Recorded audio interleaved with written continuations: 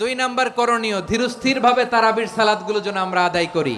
তাড়াহুড়ো করবেন না আল্লাহর ওয়াস্তে, তাড়াহুড়ো করবেন না, তাহলে কোরআন আমাদের জন্য বদদোয়া করবে। তাড়াহুড়ো করবেন তারাবির নামাজে।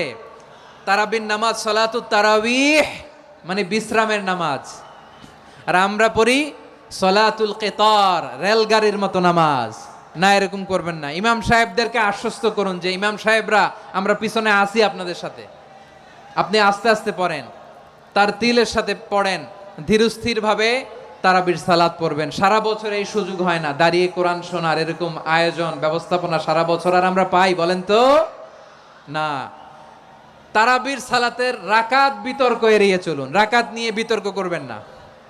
8 রাকাত 20 রাকাত নিয়ে যে মারামারি এই দেশে, এটা শয়তানের ফন্দি। চিল্লায় বলেন এটা কার ফন্দি? আমরা 20 রাকাত পড়ি, আপনারা হয়তো 8 রাকাত পড়েন, কোনো অসুবিধা নাই। আমরা যারা 20 রাকাত আমরা পড়তেছি, আমরা 20 রাকাতের কথাই বলি, 20 রাকাত আমরা পড়বো আজীবন। সৌদি আরবে মক্কা মদিনায় 20 রাকাত পড়ে, কোনো অসুবিধা নাই। অন্যান্য মসজিদগুলোয় 8 রাকাত পড়ে, এই নিয়ে এদের মধ্যে মারামারি আছে? হ্যাঁ, আর এই জন্য রাকাত বিতর্ক এড়িয়ে চলবেন। প্রিয় ভাইয়েরা, আপনার আমল আল্লাহর কাছে কবুল হবে সংখ্যার বিচারে না উত্তমতার বিচারে বলেন তো? উত্তমতার বিচারে। কত চমৎকার ভাবে আপনি আল্লাহর সামনে দাঁড়াতে পারছেন এটা বিবেচ্য। রুকু সেজদাগুলো সুন্দরভাবে করবেন, রুকু থেকে সোজা হয়ে দাঁড়ানো ওয়াজিব, 2 সেজদার মাঝখানে সোজা হয়ে বসা ওয়াজিব।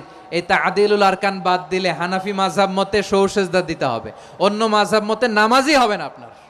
এই জন্য ধীরস্থির ভাবে তারাবির সালাত যেন আমরা আদায় করি। পারা যাবে তো ইনশাআল্লাহ?